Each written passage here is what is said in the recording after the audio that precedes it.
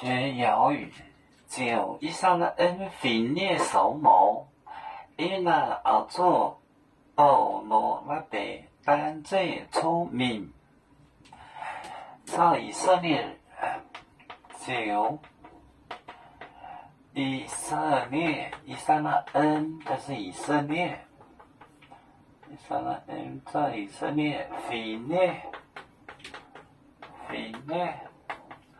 手模。手模，以那而做，以为要背个石头，保罗那边要背个石头，那边单在出面出去，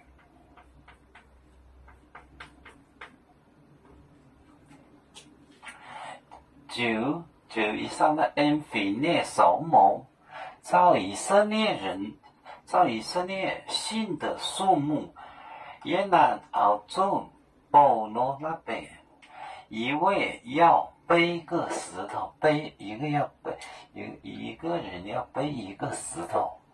No， 就是背个就是一个。保罗那边单着出名，单着出去。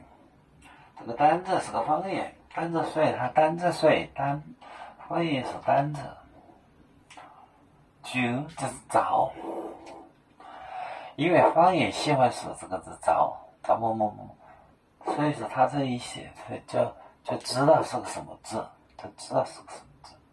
就以上呢，训练手模，这个数目呢，它的手模就是方言，一听就知道，一看就知道。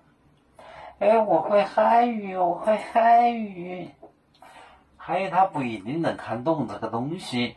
那要如果说全部都是方言的话，他也看不懂。手模就是个方言的数目。也难而做保罗那边，因为要背个石头。保就负就是背的意思，单着出名，单着出去。因为他不会方言，他根本就学不会。我会汉语，因为这个汉语和这个方言不是一个种。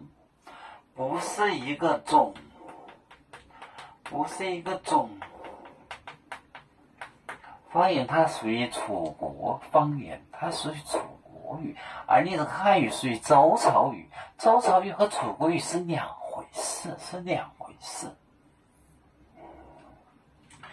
就以上的恩训练手模，也难而做保罗那边单着出名。